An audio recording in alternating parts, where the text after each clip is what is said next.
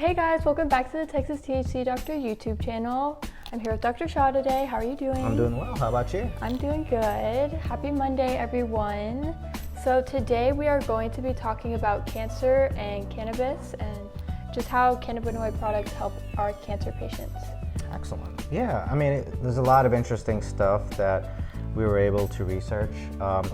I've been going to a lot of classes for THC and cannabis and learning a lot of cool stuff about it. What the cool thing is now they're actually doing more research. We're learning more about it. You know, there's been a lack of research in THC and cannabis because of the federal guidelines. But now we're finding that more and more institutions are doing research into cannabis. Before it was mostly foreign countries, but now more even local colleges, universities are actually doing research into the system as well, which is great because they're learning a lot of cool stuff. This week we're gonna be talking about cancer and cannabis. And you'll be really surprised to learn all the different things and the benefits that cannabis has, the cannabinoids and the flavonoids have for cancer. I think you were pretty surprised. Yeah, I was actually learning everything about how cannabinoid products help all of the conditions that we go over has been just so interesting and honestly really fun. Like, it's crazy to think how much cannabis actually really helps people. Yeah, I mean, it's really interesting. There's a lot of research on cannabis, right? And we know for a fact that cannabis has been around for thousands of years and has been used as a medicine for medicinal reasons, you know, for that time period.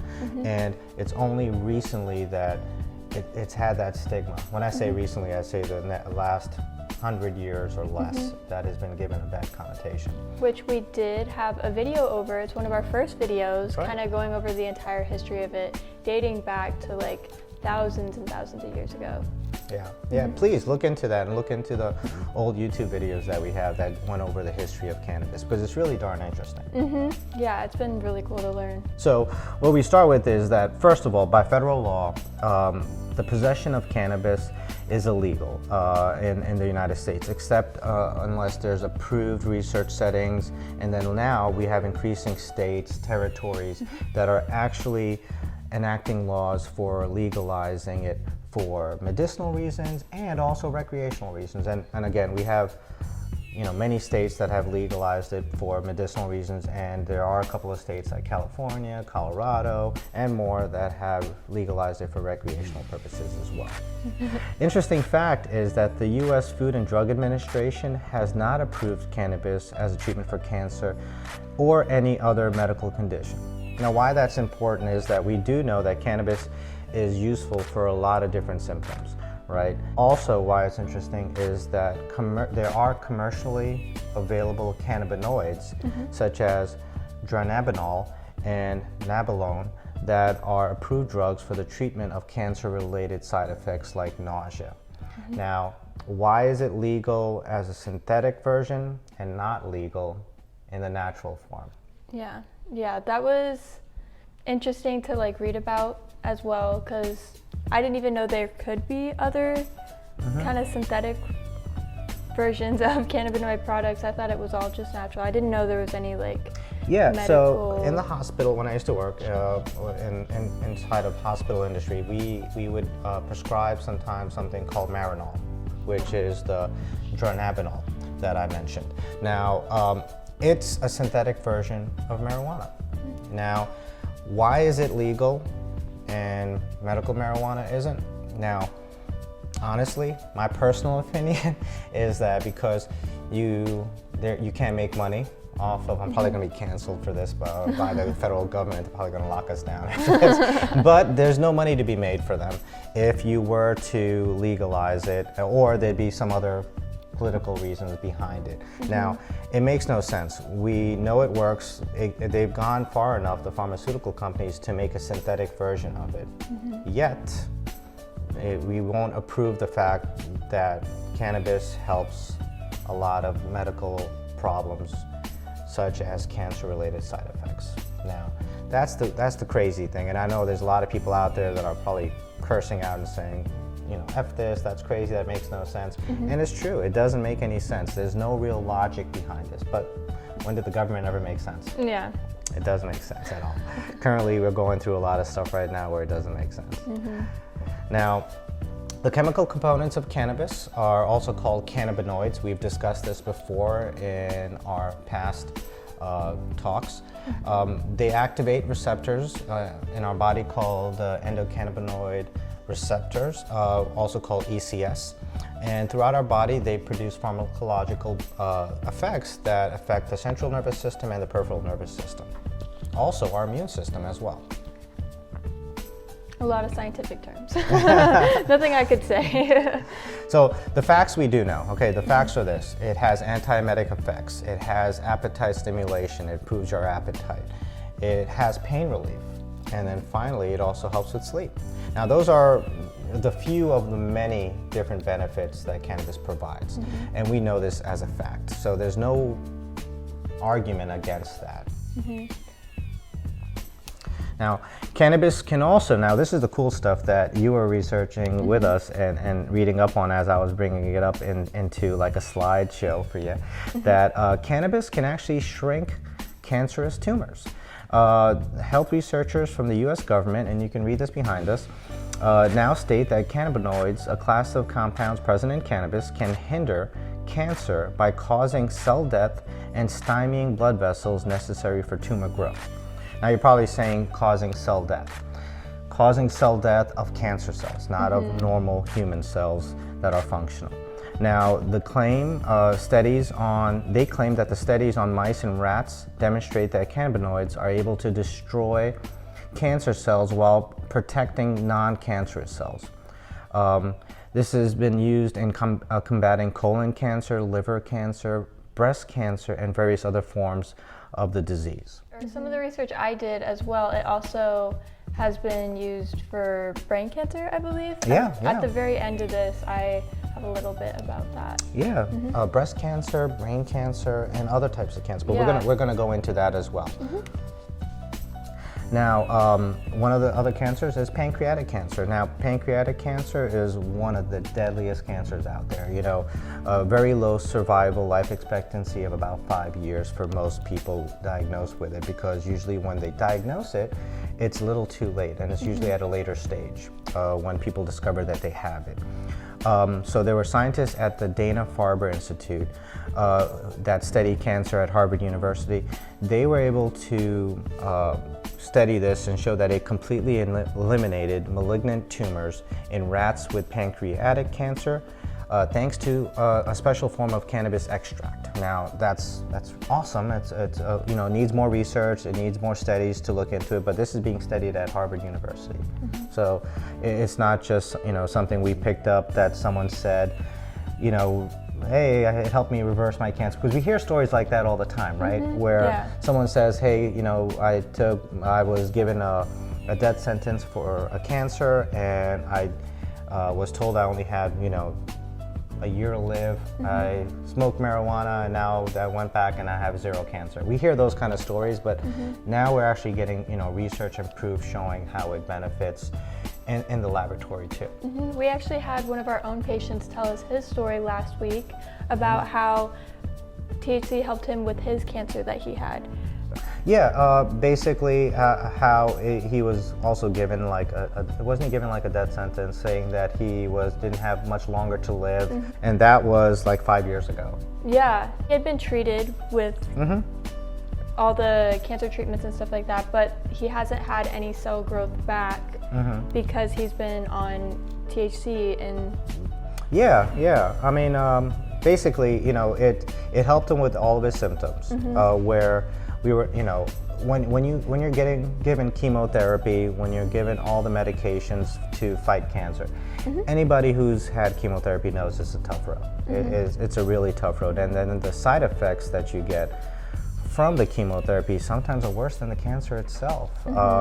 Now, I say that with hesitantly, because I don't want people to not go through chemotherapy if that's what your oncologist recommends. I do think that chemotherapy works. I think it saves lives. Now, Could medicinal marijuana cannabis be used to help or even aid? I think so. I personally think so. Now more research has to be done. Now I wouldn't tell you to stop taking your chemotherapy and just take cannabis. That's not what I recommend. So I want to make sure everybody knows that. But I do think there's a lot of benefit from it. And it can help with a lot of the symptoms as well. That's definitely mainly what this video is about too. We're not trying to tell anyone what to do or like take this instead. This is just kind of educating y'all that this can help aid with your symptoms, or it has been studied, and we're just trying to educate everyone. Exactly, exactly. So now the newer stuff and you were really surprised, as I was when I learned about this, that there are studies currently being done to show that cannabis can help with breast cancer and brain cancer. Now, breast cancer is the most common cancer in women worldwide. And almost half the people, they did a study, and what they found was that almost half the people with breast cancer were reported to use THC in some way or another to relieve their symptoms, and did find that it did relieve their symptoms. Now, there's current research being made right now showing that it can help in vitro to kill breast cancer cells and brain cancer cells. But again, more research has to be done for that. And it's really great that we're actually taking those steps now, you know, to finally partake on other venues other than chemotherapy to target and treat any type of cancer, really. Now, for brain cancer, now again, this gets a little scientific and the jargon gets a little intense, but the active chemical compound in marijuana promotes the death of brain cancer cells by essentially helping them feed upon themselves. This was a study that they did in Spain. Now, the main scientist, his name was Guillermo Velasco, and his colleagues at Complutense found that the active ingredient in marijuana, which is THC, causes the brain cancer cells to undergo a process called you want to say it? Because you were practicing this. I saw you practicing it. Autophagy. Autophagy. Autophagy. Autophagy. Autophagy. I messed it up. It's a difficult word. Where essentially it's where the cell eats itself. Auto and phagy means eating. So eating yourself, right? So the cell actually kills itself by eating itself. And now cells do that to themselves in our body all the time. When they find that there's something wrong with the cell, your body normally takes care of that. It actually puts your cell in a process called apoptosis, where, another fancy word, where your cell programs itself to kill itself when it finds out that something is wrong with it.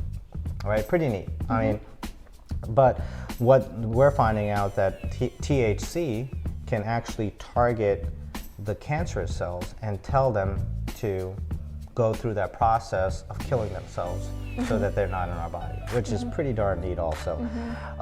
Again, more research has to be done. The cool thing is there is a lot of research now, and the fact is it is the future. We're going to hear more and more about this, and obviously we're going to try to keep on top of the newest research so we can promote it and you know, explain it to everybody.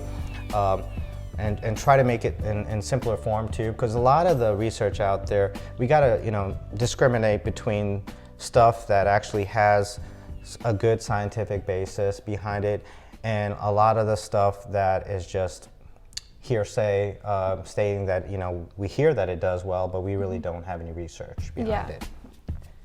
Now, you want to finish off basically with what we're talking about?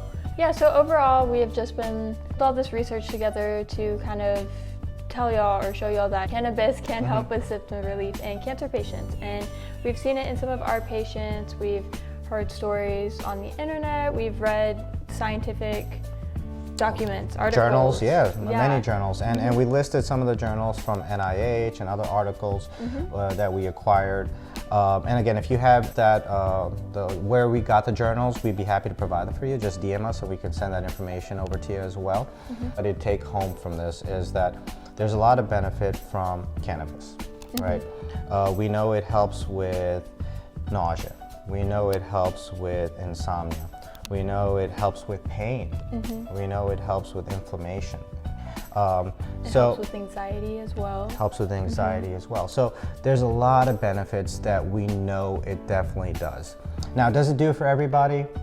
Probably not, but you know, not every medicine works for everybody. That's in everything we practice in traditional medicine. What works for some people doesn't always work for everybody. But we do know also that it is safe. I mean, you can't say that for a lot of medications out there. We can say that for cannabis. It's actually a very safe medication. Impossible to overdose in. I mean, almost impossible. I mean, it is literally almost impossible. What do we say? Something like 1,500 pounds? Yeah, 1,500 pounds in 15 minutes. Like, that's impossible to do. You know, not even Snoop Dogg. I don't think so. Maybe Willie, but definitely not Snoop Dogg. No, I mean, it's a very safe medication. We want to make sure everybody takes that home. We're going to keep trying to provide more information on it, how it can benefit, the newest news, and testimonials, right? Yeah, so we are hoping to get in another little testimonial later this week from one of our patients.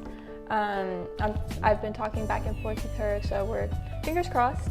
But yeah, thank you guys so much for watching this video. Awesome. Again, if y'all have any questions or comments, definitely leave comments in the comment section below or DM us on Instagram or Facebook. Our Instagram and Facebook is @TexasTHCDoctor. Check out our website for any information that you want to learn or any of the qualifying conditions or just to get qualified. That's www.texasthcdoctor.com. Fantastic. And the phone number you can also call is 830-549-5500. You can call our clinic directly and they can provide information for you, answer some questions as well, or you can visit the website. Thank you guys so much for watching and we'll see y'all in the next video. Bye guys. Bye.